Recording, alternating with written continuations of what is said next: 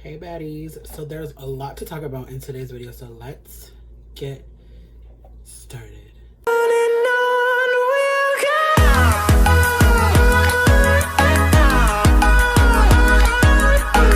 If you guys don't know, there's this new show on Netflix. It's called Ratched. It's by Ryan Murphy, one of the creators of American Horror Story. So you already know he got to get his bitches in there. So he got Miss Sarah Paulson, the baddest bitch. I was like, at first I was kind of scared. At first I didn't know who it was by until, you know, after the credits. I was like, oh, okay, cool. I was like, let me see what's this by, and I was like, oh, okay, because I was interested in it, and it kind of has like that feel, that American Horror Story feel. So the show opens up, and it opens up at a church or whatever. I guess they're having mass, I'm guessing, or whatever you guys want to call it. And then there's this guy after church. He's following like one of the priests home, and it turns out this priest lives in a house with other priests, fathers, I don't know what to call them. So all the priests are having dinner or whatever. The dude follows him. He's like thinking, how is he gonna get inside? Other priests, they all go out like to the movies, and I couldn't catch the year, but it was like old days. Definitely maybe like 175 years back from now. And then the priest, he's home alone, and he's all like, you know what? Since we can't have sex and we can't get married, I'm just gonna look at this pornography book. And he just goes to town on himself. So he's upstairs going to town on himself. And he hears the doorbell ring. He's like, what in tarnation? So he goes, puts his robe on, and he goes and answers the door, and then it's this guy's claiming that his car broke down. And he just needs to use the phone really quick, and he'll leave. The father is like, of course, come in. And the priest lets him in, and he starts making him tea. And he sees that the guy is looking at the dinner. And I guess the priest didn't finish his dinner, because after the other priest left, he was like, I'm going to go upstairs and look at this porn book. So he had left his dinner out, and then this mysterious, might I add, sexy man sees the knife there. So he's looking at the knife, and then the priest is thinking, oh, he must be hungry. He's like, you're welcome to whatever is there. And the guy was like, oh, thanks, I'll eat it later. He's like, I'll eat it later. So the rest of the priests get home, and they find that the father who stayed back did not finish his food. They're like, okay. So all the priests are going to bed. There's probably about, let me see, there was about 5 of them. Let's say 5. One of them goes into the bathroom, you know, maybe to brush his teeth or to shave, whatever. He had this like bag with him. And then the other 2, I'm thinking, I don't know if like it was like a gay priest couple.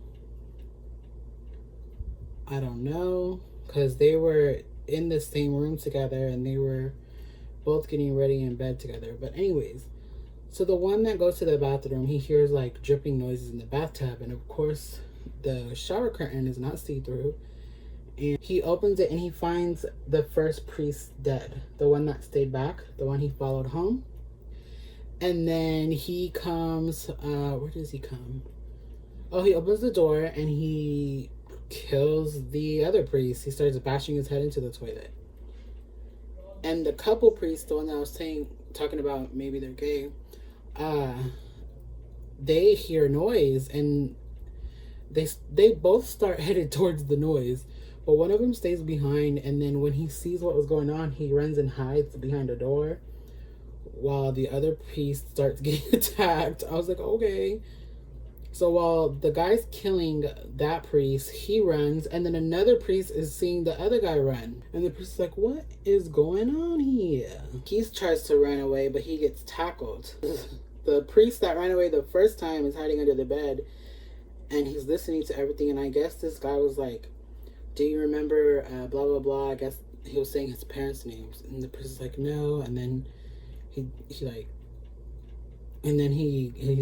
yeah, I do, I remember. He's like, you took my parents away. The killer's saying this. He's like, you took my parents away. The priest was like, no, I didn't. He's like, you took everything from me. And then he just starts going to town on that priest. I forgot that the one that was hiding under the bed, I don't know if that one got killed or not, because I don't see him in the rest of the episode. But anyways, it skips 6 months later. This killer has been named the clergy killer. I think that's because that's the name of the like that house the nurses were staying in. I don't know, or not the nurses, the priests. We meet the main character, Sarah Paulson here. Her name in this is Mildred Ratched, hence the name Ratched of the show. And she is trying to get to the state hospital. I guess like a mental institute. I'm guessing it's, I don't know what the proper name for that is. And I don't want to offend anybody, so I'm just gonna say that. Lucia State Hospital. I guess she's like renting out from this motel where she has like this, like, he was, at first I thought he was sexy because he was mysterious and he was in like these mysterious sexy guy clothes, but it's just his voice. He's aight, okay? He aight. Her neighbor, and then the hotel, I don't know if the manager or the owner, she's a little weird too. She's a little weird lady. Weird little old lady. Excuse the background noise. Everyone just decided to get home while I film. I'm like, okay. But she gets to Lucia State Hospital and she tells the like gate guard, she's like, hey, I came for appointment with the head doctor, and I still don't know his fucking name. I missed it, I think. And the gate guy is like, okay, come in. So she gets to the front counter and she sees like two, I guess they were nurse trainees, they said. She's like, oh, hey, I have this letter from the head doctor. He said that my appointment is at 11 today. Can you let him know I'm here? Sure, let me go get Nurse Buckets. Nurse Buckets is, I guess, the head nurse. And, like, I guess, she's really close to the head nurse, the head doctor. And so Nurse Buckets is having, like, a little consultation with one of the patients there. And then she's like, the doctor's not even here, and there's nothing, like, who is this lady coming? Like, we never heard of this bitch. And then, so she goes meets with Mildred, aka Sarah Paulson, and she's like, bitch, ain't nobody scheduled you. But we later find out that, of course, she made it up just to get into that hospital, because I guess she really wanted to work there. So the head nurse is like, oh, well, the doctor's not in right now, so I'll take your number and you can go. And she's like, no, bitch, I'm gonna stay my ass right here, my room to return. And that's what she did. But anyways, so she convinces the nurse to let her stay. So then we meet, let me look at my notes. We meet the head nurse, or the head doctor of Lucia State. Anyways, we meet the doctor and he's waiting, and then the governor's assistant comes out. She's like, I'm sorry, but the governor is gonna have to postpone, blah, blah, blah, and it's just the door. He's like, okay, rude. So I guess it's like miles away from his hospital. So he's like, so he goes to like a bar and starts drinking. And then when he's about to leave, he notices like a mysterious person watching him, and that mysterious person is also Mildred's neighbor. So he's watching him. I'm like, what is going on? Who is this guy now? And so he's watching him, and he's like, you know what? I'll have another drink. And he stood, and as he's staying, he sees the governor come in with like his assistant or whatever. And he drinks his drink, and he goes over to the governor, and he's like, hey, I'm the head doctor for this place. You postponed my meeting. And then the governor was like, oh yeah, maybe we can meet in a month or two. And the head doctor was like, no, can I just pitch my meeting real fast? We're already here. You know what the governor said? He's like, fine, you have until they bring my drinks. Yeah, that was fucked up. So he's pitching his plan to he's like asking for more money to do more research to help patients get back to their normal life. Like he needs money, he needs funds to help like run the hospital, pay his workers. And he's pitching ideas of how he can get like patients back to normal. And he's talking really fast, and then the drinks come. He's like, all right, time's up, you gotta go. And the governor's assistant was like, wait a minute, what he was saying sounded like some dope ass shit. Hold on. She was like, don't you want to hear him out? He's like, no, blah blah blah. You ain't got time for him. That's from the governor, you know. You just don't give a fuck. And so his assistant was like, oh, I guess you the boss. And so back to the hospital with Mildred. She's sitting there waiting, and then she goes to the bathroom. She's applying her lipstick, and like there was certain parts where she would like look at someone, and then like she would adopt their personality or something. Because one of the I guess security guards were walking by, who was wheelchairing a patient. He's like, oh, looking good, Dolly. He was saying that to the head. I mean, not the head. One of the nurse trainees. She's like, thank you. And she's putting on lipstick. I'm like, girl. Mildred goes to the restroom, and she puts on her lipstick, and she's like fixing her hair. She's like, looking good, Mildred. I'm like, okay, girl. And then she does it. Like, I don't know. So anyways, so she hears like a banging noise. A banging noise. Coming from the she doesn't know where it's coming from. I don't know where it's coming from. All I know is banging noises. She's following the banging noise, and she sees one of the nurse trainees that she saw earlier.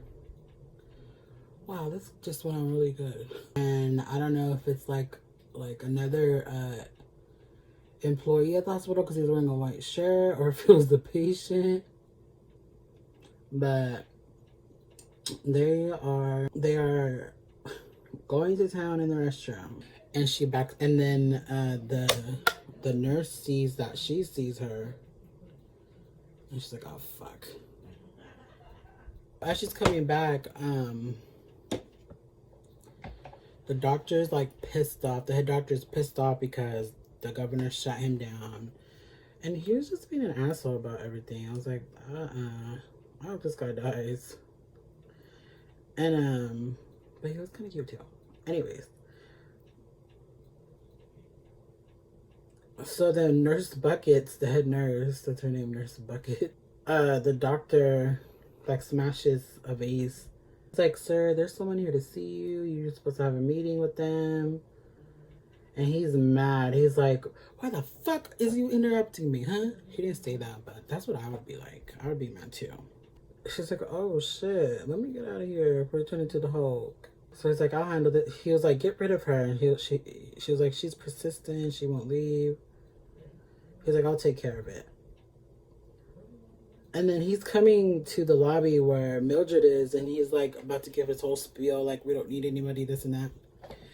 But before he's about to do it, she's like, she rushes him and she gives her spiel, and then he somehow persuaded him that they did have a meeting, and then they're in the office now. I was like, okay, can I do that at job interviews? So in his office, she's letting him know like, oh, I used to be a nurse in the wars, this and that. And then she starts saying like she wants to see people get better. She doesn't want them to run away here. And she believes in improvement, this and that. And then he's like, me too, that's what I want. I want to help people. So they kind of like appeal to each other. But he's like, well, I can't do nothing because like I have no funding. The state won't give me any funding. I can't add you onto the team because I won't be able to pay you, this and that. And already, when he's already given her the speech, she's already, her mind's turning like, okay, that's fine. And so she leaves. But you know she got a plan. You know Sarah motherfucking Poston got a plan. So on her way out, she sees like one of the nurse that was like having sex with another worker, I'm guessing. She steals her purse off the counter and she's like, okay, have a nice day. You guys ever get that text where it like feels like somebody's trying to make you jealous? I'm like, okay, good for you, bitch. Like, I don't care. Anyways, so she gets back to the motel and she sees the motel owner has like, she's watching it on the radio or the TV, and then she's reading a newspaper about the clergy killer. And she's like, man, he scares me. And then she's like, but I wouldn't think twice to let him suck me dry or something like that. I was like she is scared of him, but then let me put my hands up here because I know I'm down here. I need to get a better camera back. She's scared of him, but then she wants to have sex with him. I'm like, girl, thing, because he was cruel. So then, like, I don't know.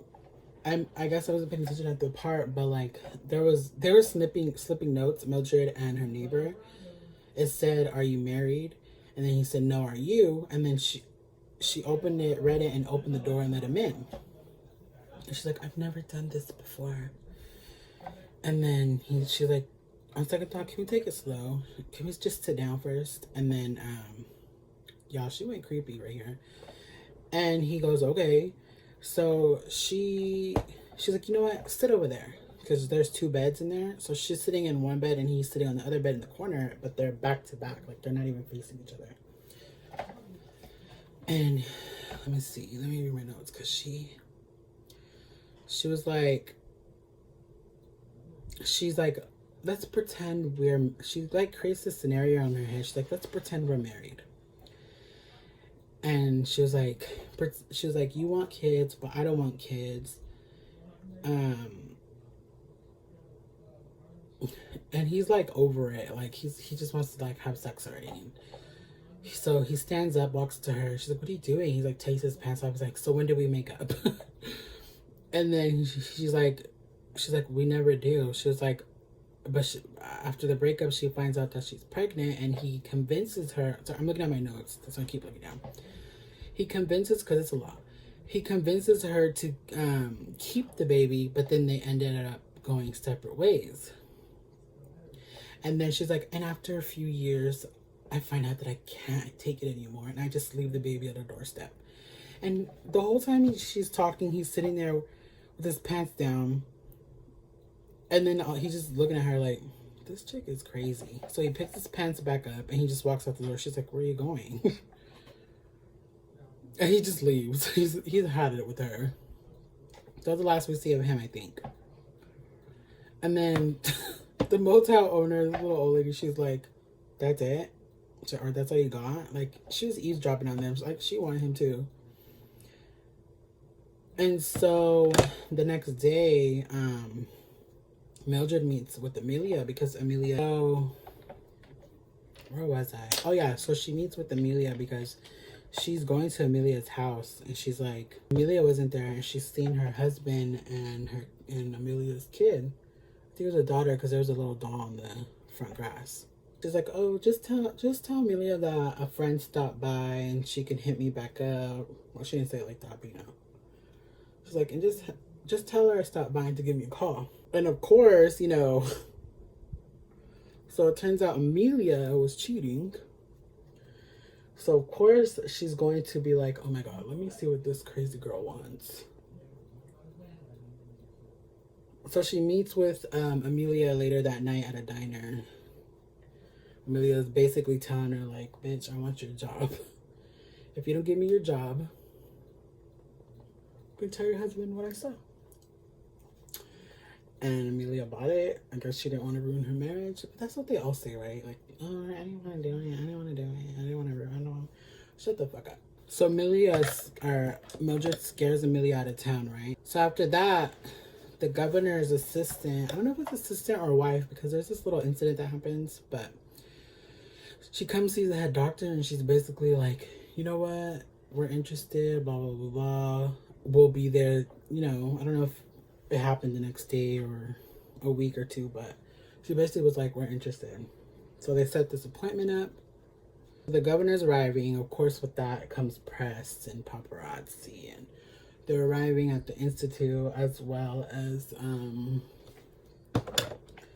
the governor. At the same time, they get off. The governor sees the place, and I guess the big whole thing was like, they knew that the clergy killer, the killer in the beginning, was going to be housed there. So they're like, so everyone wanted to know about that. Like, so you're going to keep him here? What precautions you're going to take? Because at the time, you know, this is the biggest killer thingy that's happening. The governor was like, bitch, we ain't here for this. So it's exaggerated. He didn't say that, but that's what I would say. During this, Amelia got hired because, what do you know, a spot opened up. She got hired because the doctor said, you know, he'll keep her in mind. She sent him flowers after that to remind him, like, bitch, you owe me a job. So he hired her. And so she's working there or whatever, and everyone's like, okay, this is weird. Like, this bitch is here. I would have quit. I would have been like, this bitch, I'm out. She's working or whatever, and I guess she's like in the medicine closet. She sees this bottle of blood pressure reducer in there. I guess, like, I don't know, like, what's going on at this part, because there was patients taking their medicine, and then there was a priest there also taking his medicine. Like, what? Why are you? I don't understand what's going on. So anyways, her and another like nurse trainee is giving out these bottles of, they, you know, like when they, in movies when you see cups and they take the pills like that. Well, it's like that at these institution homes. One of the orderlies sees her slip a different kind of pill into a priestess cup, but he didn't say nothing, and I don't think she saw him see her. And so this whole time while the governor is talking to the head doctor outside, the Miss Buckets, I think, comes out. Miss Buckets comes out, and she's like, sir, the priest or the father or something like that, something's happened to him. And so all the press, the governor comes running inside, and you know, they're trying to get the scoop. And they see Mildred trying to save him, and they're like, Miss Buckets was like, move. Like, she was trying to make way for the doctor, and Mildred's like, don't touch me like that ever again. She has a temper. And she was like, she looks back to the head doctor, and the head doctor's like, what the fuck? And then she saved him. The governor was really impressed by it or something, because he wanted a picture with Mildred. At first, he wanted one with the head doctor, you know, to show that they're doing a business plan. But then he's like, whoa, your nurse just saved this priest. This hospital means business. So that's what sealed the deal for the governor to go ahead and send a check. This incident, I guess one of the nurses was saying, oh, his blood pressure was extremely low. The doctor and Miss Buckets was like, what? While they're hearing that, Mildred's taking pictures with the governor. The governor puts his hand around her like hip area, like by her butt, and she's like, don't ever touch me like that again. I was like, this girl feisty. And so, well, of course I know why, but you know, Miss Buckets is over there all like, Miss Buckets is over there acting shady. She's like, oh, and she works here now. The doctor's like, So the doctor, he goes and he finds a fresh open bottle of the blood pressure reducer pills. And he's like, interesting. So while he's doing that, Mildred is talking to this patient. Y'all, there's a lot of sexy characters in here because this patient was sexy too. And she was talking to the patient, like, and she was like, oh, my parents were ripped for me. And then after that, my brother was ripped for me. And I was like,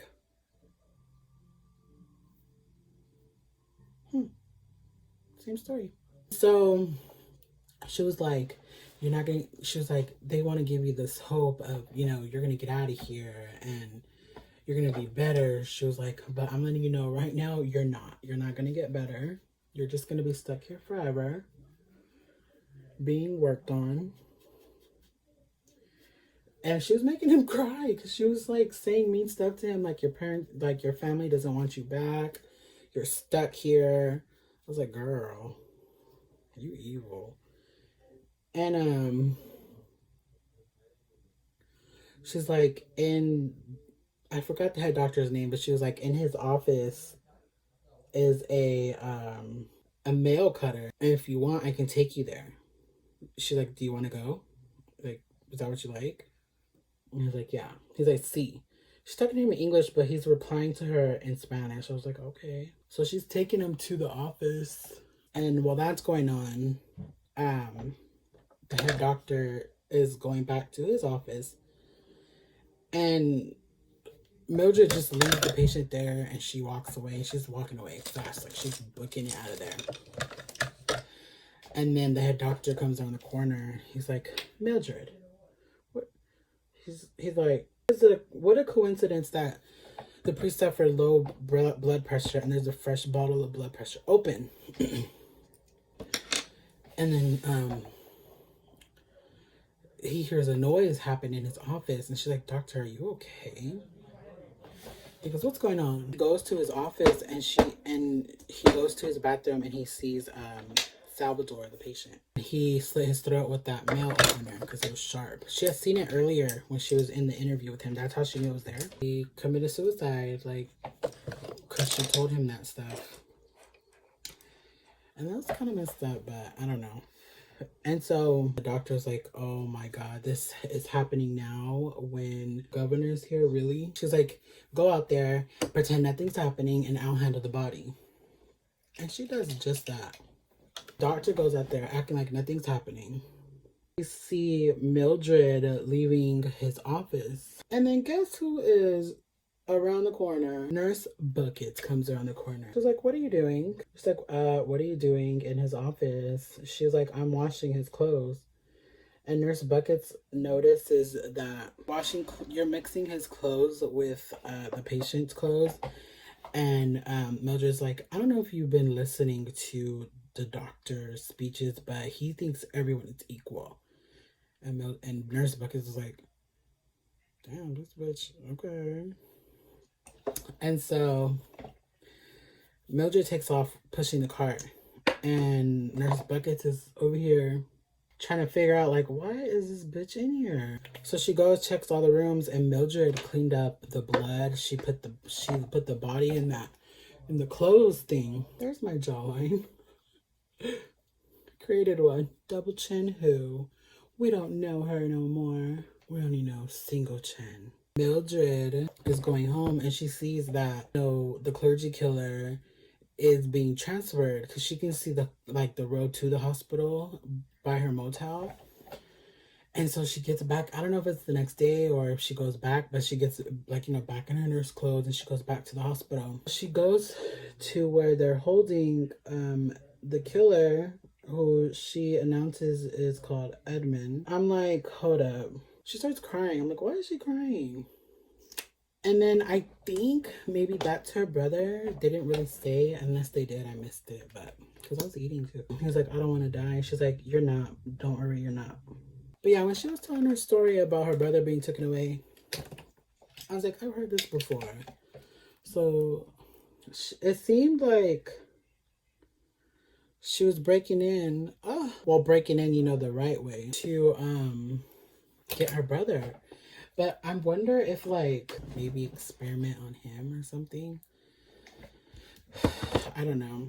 But this is only episode 1, so who knows? I know the whole season is out, but they're an hour long, 53 minutes. But alright guys, that is going to be it for Ratched episode 1 pilot. That's what the episode is called. Check it out on Netflix. It was just released Friday. So whoever happens to stumble upon this video, computer, let's talk about it. With these types of videos, I will just list the products that I used on my face in the description. box down below. Thank you for watching, and hopefully, you know, we can get to talking again. All right, so until next time. Oh, wait, before I go, if you stumbled upon this video and you enjoyed it, hit that like. If you really enjoyed it, subscribe, and then hit the bell notification so you can keep up on these types of videos and any other videos I put out.